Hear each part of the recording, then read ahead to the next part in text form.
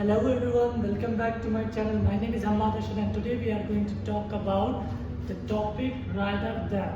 ठीक है, अब rather than को समझने के लिए चलिए हम स्टार्ट करते हैं। तो पहली चीज़ तो हम समझते हैं कि rather than हमारा यूज़ कहाँ पर होता है। ठीक है, सो फर्स्ट ऑफ ऑल हम यही डिस्कस करने वाले हैं कि क्या यूजेस हैं rather than के। अब rather than आप इस तरह से समझ सकते हैं कि कोई भी काम ये करने के बजाय आप ये कर सकते थे या ऐसा करने के बजाय ये करना चाहिए आपको, तो इस तरह के सेंटेंसेस के बारे में आप rather than यूज करते हैं। तो चलिए मैंने कुछ एग्जांपल्स लिख रखे हैं और हम पढ़ते हैं इस एग्जांपल के साथ।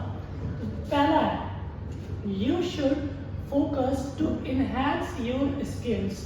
अब आप लोगों को पता है शुड एडवाइस देने के लिए यूज करते हैं हम, तो you should focus to enhance your skill. अब देखिए इनहैंस का मतलब होता है किसी भी चीज़ों को बढ़ाना। जैसे क्या चीज़ें हैं, मान लीजिए इंग्लिश स्पोकन की अगर बात करें तो वोकैबुलरीज होती है, वोकैबुलरीज आप इनहैंस कर सकते हैं, बढ़ा सकते हैं। सो इसी तरह मैंने कहा है इनहैंस योर स्किल्स, यानी अपनी स्किल्स को बढ़ाना।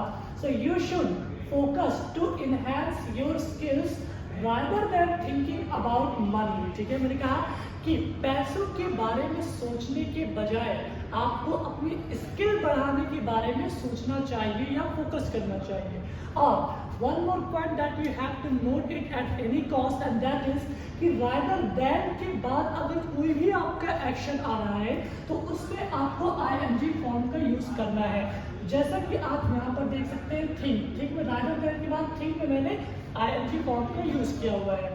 You should focus to enhance your skill, आपको अपने स्किल सेट जो होती है, जो स्किल्स होती है वो बढ़ाने के बारे में सोचना चाहिए rather than thinking about the money, पैसों के बारे में सोचने के बजाय। और मैंने इसीलिए यहाँ पर ब्रैकेट में इंस्टेड ऑफ भी यूज किया है कि आप rather than चाहे यूज कर सकते हैं, whether you use rather than और इंस्टेड ऑफ। अब इंस्टेड ऑफ का अगर मैं आपको एक एग्जांपल बताऊं तो जैसे मैंने कहा कि मैंने कॉपी के बजाय पेन खरीदे, I purchased pen instead of copy. ठीक है, तो आप इंस्टेड ऑफ का भी यूज कर सकते हैं एंड rather than का भी यूज कर सकते हैं। मैंने एक और एग्जांपल लिखा है, तो चलिए उसको हम देखते हैं। तो हमारा सेकेंड एग्जांपल है, ये है you could try in UPSC rather than giving excuses। अब आपको पता है कुड जो होता है वो आपकी पास्ट कैपेसिटी के लिए यूज होता है, कोई भी काम आप कर सकते थे। तो मैंने कहा यू कुड ट्राई, आप ट्राई कर सकते थे इन यूपीएससी, या मुझे लग रहा है यहाँ पर आप इन की बजाय अगर आप फॉर कर लें so that will be much better.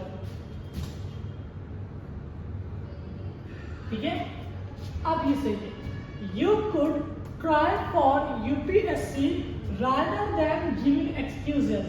Suppose that if there is someone who is just giving the excuse कि UPSC बहुत टफ है या मुझसे नहीं हो पाता या बहुत सारा उसका सिलेबस बहुत ब्रॉड है, तो मैं कह रहा हूँ कि यार इतना बहाने देने से अच्छा एक बार ट्राई कर सकते थे आप। ठीक है, बहाने देने के बजाय आप ट्राई कर सकते थे।